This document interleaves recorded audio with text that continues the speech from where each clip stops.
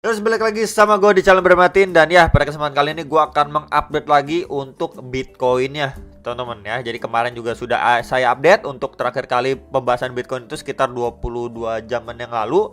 Dan menjelang malam ini, ya malam ini bisa dibilang malam sakral ataupun malam yang benar-benar penting gitu ya.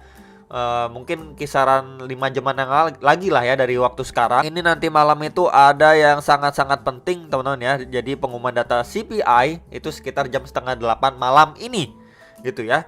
Jadi memang sebelumnya kan kita bisa tahu itu data CPI itu jelek 9,1%. Nah sekarang ini diperkirakan itu sekitaran 8,7, berarti ada penurunan gitu ya. Jadi kalau misalkan let's say market sesuai ya sekitaran mengalami penurunan dari data CPI ya, at least mungkin di sekitaran 8,7% sesuai yang diprediksikan ya, market itu bisa positif ya. Apalagi kalau berhasil di bawah 8,7, wah itu market lebih positif banget gitu ya.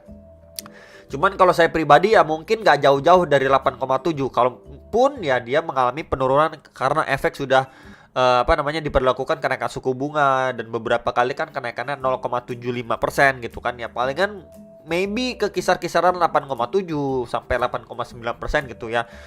Itu adalah target yang make sense lah. Tapi kalau misalkan banyak yang bilang wah kalau misalkan 8,5, 8,6 itu lebih bagus lagi. Ya lebih bagus, tapi menurut saya pribadi sih kurang yakin gitu. Saya memang lebih condong yakin adanya penurunan dari 9,1% ini. Cuman gak mengekspektasikan dia bisa turun banyak gitu. Palingan kalau turun pun cuma turun sedikit gitu ya. Jadi kurang lebih seperti itulah. Jadi harap berhati-hati ya menjelang jam setengah 8 malam ini ya, kurang lebih 5 jaman yang lagi lah yang akan datang semenjak saya upload video inilah kurang lebihnya. So akan saya update dulu untuk USDT dominance secara time frame 1 jam seperti biasa. Kemarin sudah saya sampaikan ya, jadi area resistance terdekat ya terakhir kali kita bisa lihat dulu. Ini adanya potensi double bottom gitu ya, ngetes di lowestnya terakhir pada tanggal 30 Juli ya. Kemudian dites lagi 8 Agustus, kemudian dia mengalami kenaikan ya, reaksi dari area sini. Jadi memang ini adalah hal yang saya udah wanti-wanti ke teman-teman sekalian, kalau misalkan dia rebound gitu ya. Dia rebound dari sini wah Bitcoinnya itu bisa terkoreksi. And then kemarin sudah saya sampaikan untuk area resistance dekat kemarin kan kisaran sini dulu nih. Ya ini tanda bekas coretan kemarin masih ada sekitaran 6,08%. Itu kan kemarin ada EMA 34 dan 55-nya. Jadi area resistance terdekat. Oke, area sini udah mampu. Ya udah mampu di break. Next, potentially target di box ungu bawah ini. Ini udah ke-achieve juga di sekitaran 6,12 sampai 6,16%. Ya, di sini dia udah mampu break, retest, lanjut penguatan lagi ke next target. Nah, sekarang ini dia posisinya ya ini akan saya hapus dulu bagian bawahnya. Bentar, ini tanda panahnya juga akan saya hapus dulu teman-teman biar nggak terlalu beramai ya. Oke, ini udah ke-achieve dan sekarang ini posisinya dia lagi retest ya di area ini. Next resistance kita bisa lihat terakhir kali di sini ke reject ya, di sini ke reject dan di sini ke reject juga ya. Kemudian dia drop lagi dulu, retest, kemudian di sini potentially dia lagi testing nih. Walaupun ya posisi sekarang lagi sideways, lagi testing gitu ya, belum benar-benar ke reject gitu.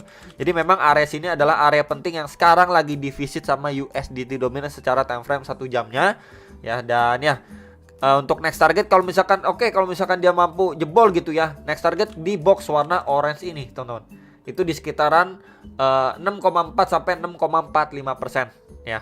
Ini bisa menjadi area strong resistance-nya untuk si USDT dominance. Sekarang kita bisa lihat terakhir kali ini kena rejection cukup strong ya dari area kisaran-kisaran ini ya tuh. Ya kita bisa lihat di sini benar-benar area strong resistance. Jadi let's say kalau misalkan menjelang pengumuman data CPI, USDT dominance masih melanjutkan penguatannya, at least ngetes ke kisaran sini, dan mungkin nanti kalau didukung dengan data CPI yang bagus gitu ya, ya ini bisa drop ya, Bitcoinnya bisa lanjut penguatan. Kurang lebih seperti itulah gambarannya ya. Jadi bisa diperhatikan dulu untuk beberapa area resistance yang sedang di testing dan juga next potentially resistance target untuk si USDT dominance ya.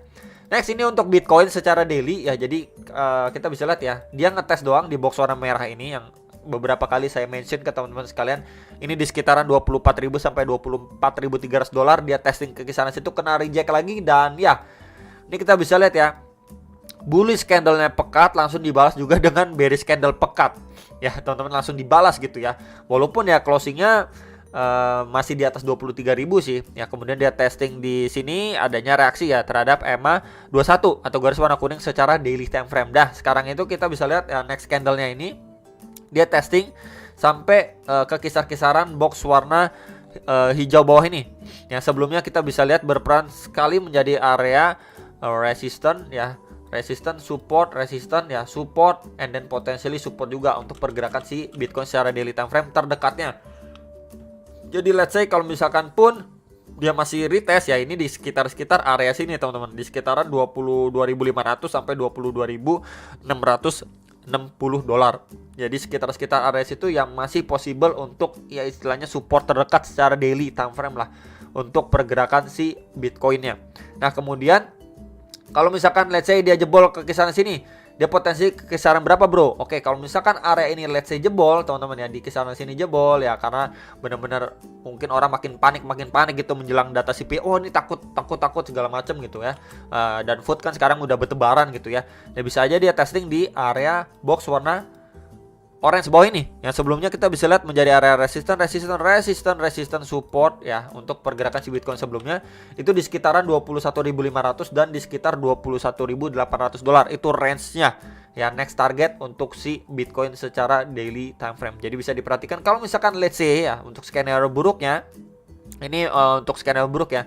Ini udah kena reject ya, kemudian dia drop, retest dikit, kemudian dia endorser lagi ya. Ini potensi untuk ngetes ke kisaran area sini. Ya, jadi perlu sekali diperhatikan untuk area support yang lagi di testing dan next targetnya. Ya, kalau misalkan nanti data CPI-nya itu bagus ya udah dia bisa lanjut lagi penguatan atau dobrak lagi, ngetes lagi ke kisaran 24.000 dolar gitu ya. Jadi kurang lebih seperti itu aja secara daily time frame ya. Kemudian ini untuk time frame 4 jamnya.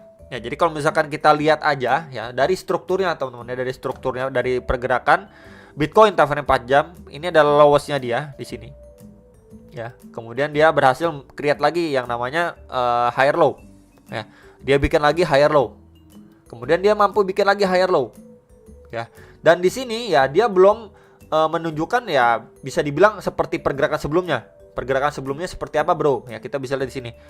Ini drop, kemudian dia mengalami pemantulan, ya. Terus dia mencari pijakan baru lagi nih. Baru bisa melontar lebih tinggi lagi, up lagi gitu ya. Terus dia drop lagi, up lagi. Ini drop lagi, up lagi, ya. Nah, ini untuk pergerakan yang terakhir memang istilahnya rancu banget gitu ya. Nggak seperti pergerakan sebelumnya. Kalau pergerakan sebelumnya ya udah lu mau turun gitu ya. Di sini kita bisa lihat ya. Sebentar ya, saya hapus nih. Nah, kalau misalkan kita bilang lu mau turun seperti ini. Ya, kalau mau naik. Nah, ini kalau mau turun, terus mau naik gitu ya. Ini secara time frame 4 jam biar lebih detail. Nah, di sini dia mau turun pun istilahnya malu-malu, mau naik pun gak kuat. Ya, jadi cuman tersideway aja di range area sini. Dia cuman sideway aja di kisaran sini, nggak seperti sebelumnya nih.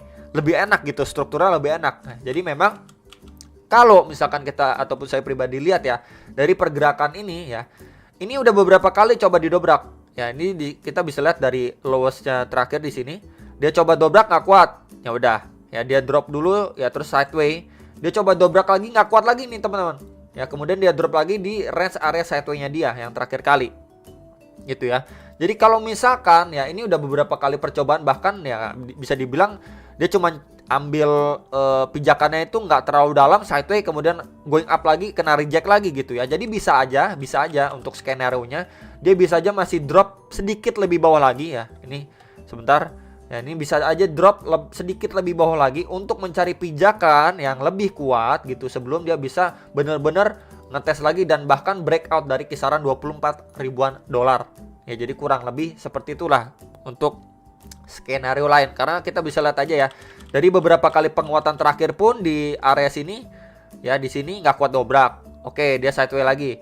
Ya, sideway doang penguatannya lebih kecil nih, teman-teman. Nggak kuat dobrak lagi, turun lagi gitu ya. Jadi memang di area sini bisa dibilang juga memaksakan untuk naik lagi tapi nggak kuat gitu ya. Dia nggak mau dibawa turun lebih dalam, tapi dia mau dobrak juga nggak kuat gitu ya. Jadi adanya kemungkinan untuk dia bisa drop sedikit lebih dalam lagi, untuk dia bisa coba dobrak lagi ya di area resisten yang kuat ini. Jadi kurang lebih seperti itulah gambarannya kalau misalkan dilihat dari secara pergerakannya gitu ya. Jadi ini dibilang benar-benar rancu banget gitu ya. Dia mau naik juga nggak kuat ya, dipaksain naik ini nggak kuat, tapi dia mau turun juga malu-malu. Kurang lebih seperti itulah.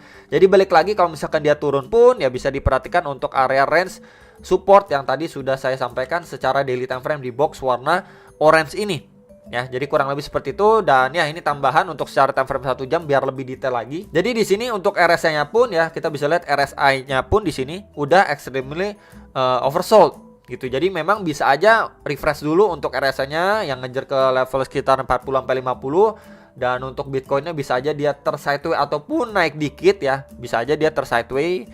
Sebentar saya tandain ya, bisa aja dia tersideways di range ini, ataupun dia naik dikit kemudian dia drop lagi gitu ya. Nah, untuk resisten terdekat yang bisa diperhatikan ya, kita bisa lihat dari pergerakan sebelumnya aja, ketika dia udah mengalami pemantulan gitu ya. Tes di sini mantul lagi ya, kemudian kena reject terhadap EMA21 nih, garis warna kuning ini drop signifikan lagi, dan ini perlahan dia mulai sideways ataupun naik perlahan. Jadi palingan yang bisa diperhatikan untuk posisi saat ini, range terdekatnya itu di resisten ini, teman-teman. Nah, di range ini. Sebelumnya kita bisa lihat di sini menjadi area support ya, di sini menjadi area support, and then potentially di flip menjadi resisten.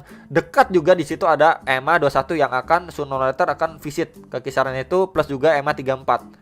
Ya, jadi kurang lebih di kisaran area sini di sekitaran 23.000 sampai let's say 23.100 dolar lah. Sekitar area situ yang berpotensi divisit dulu untuk jangka pendeknya si Bitcoin. Ya, kalau misalkan di situ mendapati rejection ya udah dia bisa drop lagi ke kisaran 22.700, 22.600 dolar ya. Dan ya ini udah ke achieve juga targetnya kemarin, sudah saya sampaikan untuk area support ya yang krusial. Ini ketika dia ada rejection di sini ya, potentially visit di box orange ini, time frame 1 jamnya itu di kisaran 23.400 sampai 23.600 dolar. Kemudian di sini langsung dibablas juga, dan next potensinya itu visit di box warna ungu bawah ini. Ya, kita bisa lihat sebelumnya beberapa kali ini benar-benar mampu untuk menjadi area support atau tahanan dari pergerakan si Bitcoin sebelumnya, walaupun sempat terfake out ya, kemudian dia mengalami penguatan yang lumayan signifikan. Jadi memang ini udah ke achieve ya untuk target 1, dan next target di box ungu ini untuk target penurunan dari si Bitcoin. Nah, jadi tinggal kita lihat aja, pantau dulu aja untuk area resisten terdekat ya untuk supportnya, dan terakhir kali dia terfake out di sekitaran 22.400 sampai 22.500 dolar. Jadi palingan itu aja dulu teman-teman untuk beberapa area yang benar-benar perlu diperhatikan untuk Bitcoin secara time frame 1 jam.